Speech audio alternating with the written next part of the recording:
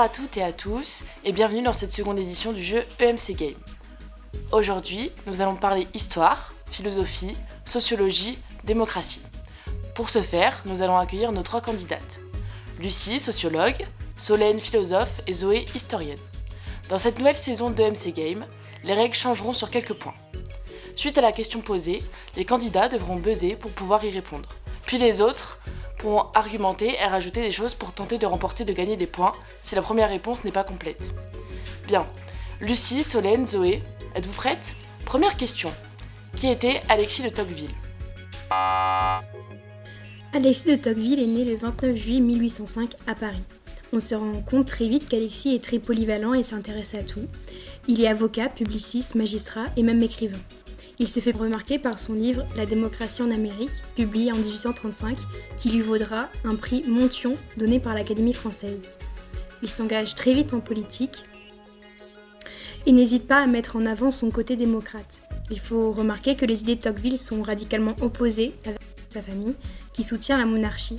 C'est alors une évidence de le retrouver en tant que député où il va façonner en 1848 la Deuxième République.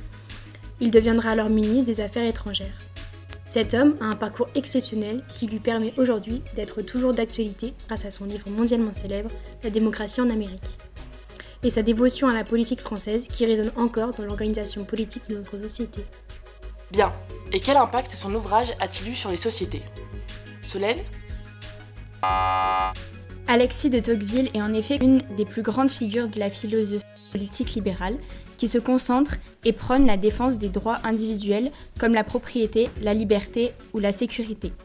Lors de son voyage en Amérique en 1831, l'attention de Tocqueville sera portée principalement par la considération philosophique de l'égalité des conditions qui permettra à chaque individu de ne pas avoir un statut assigné à la naissance. De ce fait, la révolution démocratique permettra à terme que les valeurs d'un nouveau système législatif en démocratie l'emporteront sur celui de l'aristocratie. Cette nouvelle organisation politique qu'a tenté de retranscrire le philosophe qui apparaît peu à peu dans certains États d'Amérique aura alors une influence presque directe sur des systèmes politiques européens. Le système de division des pouvoirs venu d'Amérique est plus approfondi par Tocqueville puisqu'il contribue selon lui à la volonté de l'État d'éviter la dérive tyrannique d'une assemblée unique. En France par exemple, évoluant sous la monarchie de Juillet, le gouvernement tente de retrouver un pied d'égalité entre la République et l'exécution du pouvoir absolu. Mais ce système étant encore trop peu exploité, les résultats présagent une révolte du peuple plutôt qu'un accord entre les deux systèmes. Malgré tout, cette vision possède des limites puisque certaines décisions sont prises par le gouvernement américain en opposition avec le choix de la population et les inégalités de classe entre hommes blancs, femmes et esclaves restent encore très présentes. Cependant, tous les changements diplomatiques apportés au cours des générations contribueront à un élargissement des droits de la population dans les années futures basées autour des études philosophiques de Tocqueville du système américain. Lucie, vous vouliez rajouter quelque chose ? Oui, je rajouterai que de mon point de vue, son ouvrage a impacté les sociétés car il a su apporter de nouvelles visions politiques. En effet, lors de la sortie de son livre, la société aristocratique domine. C'est la noblesse qui détient le pouvoir et les plus pauvres n'en ont aucun. Mais Tocqueville mentionne dans son livre des termes comme égalité et liberté pour tous. Ici, il y a alors une nouvelle vision qui paraît possible, ce qui paraît irréalisable pour les sociétés de cette époque. Et c'est en cela qu'il a eu un impact car il a su donner espoir aux sociétés d'un réel changement pour que chaque citoyen soit libre et égaux. Bien, et pouvez-vous m'expliquer en quoi il était un précurseur, Lucie ?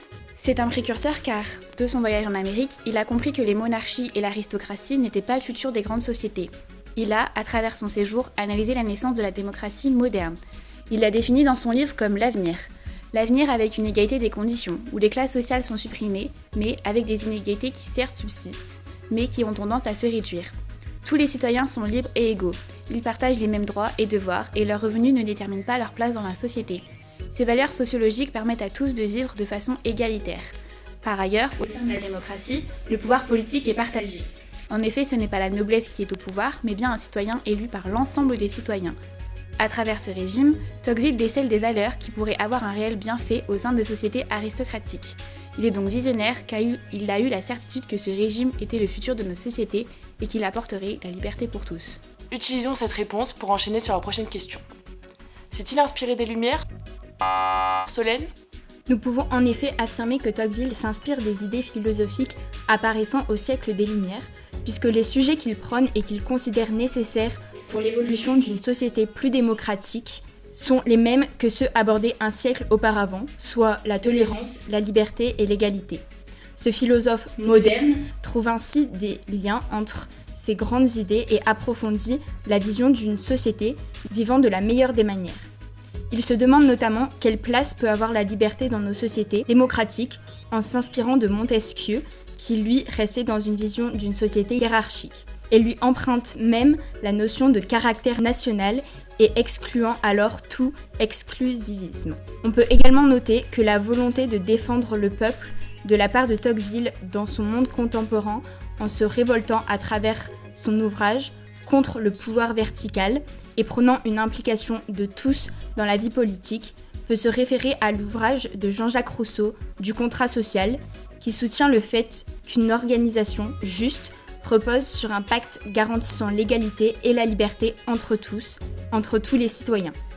Enfin, la volonté de Tocqueville de rendre les sociétés plus égalitaires en abolissant le système de pouvoir absolu peut se référer aux grandes idées et aux combats de Voltaire qui dénonçaient l'injustice sociale, la place de l'Église et le pouvoir arbitraire dans la société du XVIIe siècle. Zoé, une autre réponse ?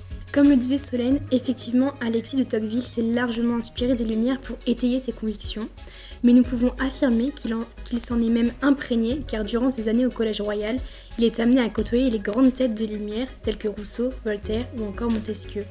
Alors il est vrai que ces fréquentations lui permettent, à son jeune âge, de développer un certain idéal de société que nous pouvons retrouver dans son livre qu'il publie en 1830. Attention, dernière question. Actuellement, de quelle façon pouvons-nous remarquer l'enracinement des principes de Tocqueville ? Solène ? Après son voyage en Amérique, Tocqueville parvient à dissocier le concept de démocratie avec la Révolution française, par exemple. Il montre alors que la démocratie, qu'elle soit non révolutionnaire ou révolutionnaire, est possible, et qu'elle est donc l'avenir de nos sociétés. Sans affirmer un avenir pour les sociétés américaines ou européennes, Tocqueville souhaite néanmoins étendre l'idée de la liberté, puis sa pratique, à travers des habitudes à faire appliquer petit à petit pour assurer un enracinement démocratique. De plus, les notions de liberté et d'égalité ne sont pas contradictoires, puisque l'égalité d'une société pousse au désir de la liberté à ses citoyens. Cependant, la population américaine a longtemps vécu libre avant d'être égale, et notamment par rapport à l'abolition de l'esclavage en 1865. Les hommes ont pour l'égalité une passion ardente et éternelle, comme cité par Tocqueville dans son second volume de la démocratie en Amérique. Cette vision montre alors que la liberté et l'égalité coexistent dans nos démocraties actuelles. Excellent, mais nous pouvons encore plus creuser la question. Quelqu'un d'autre ? Lucie ? Un exemple actuel illustre parfaitement votre question. En effet, depuis ces dernières années, on remarque une volonté de réduire les inégalités qui persistent au sein de notre société, comme par exemple les inégalités de revenus entre les femmes et les hommes. Cela accentue alors l'idée évoquée par Tocqueville d'égalité des conditions où tous les citoyens sont libres et égaux. Ces valeurs et principes sont toujours défendus au sein de la société française. De plus, l'idée d'un dirigeant élu par la majorité grâce au vote est toujours un des principes de notre société. Ce sont tous ces citoyens qui ont un pouvoir politique car ils élisent leurs représentants. Les citoyens se sentent concernés par la politique et peu importe leur religion, leur ethnie, leur revenu, ils ont un rôle au sein de la société. Et c'est en cela que les principes de Tocqueville persistent toujours au sein de notre société, car ils se basent sur deux principes majeurs, la liberté et l'égalité. Zoé, une autre possibilité ? L'ouvrage de Tocqueville fut extrêmement apprécié par les Français comme les Américains au XIXe siècle. Aujourd'hui, aux États-Unis, Alexis de Tocqueville est toujours très prisé dans l'enseignement. Chaque Américain a déjà lu au lycée de la démocratie en Amérique. Beaucoup de principes appréciés par Tocqueville sont encore présents et font avancer le pays. Pour Tocqueville, il était primordial que les décisions viennent d'en bas pour garantir le bon fonctionnement de la démocratie. Aujourd'hui, si on compare la démocratie en France et celle en Amérique, on observe des similitudes, mais des priorités différentes. La France s'attache davantage à son égalité entre les individus en corrélation avec son passé révolutionnaire. Les États-Unis, eux, attachent une plus grande importance à la liberté, ce qui caractérise le rêve américain. mais elles sont toutes deux inspirées de la démocratie en Amérique. Ces 3 réponses ont été complémentaires, je vous félicite. Eh bien, après avoir comptabilisé les points, c'est une parfaite égalité. Bravo à nos 3 candidates, merci d'avoir regardé et à bientôt sur EMC Game.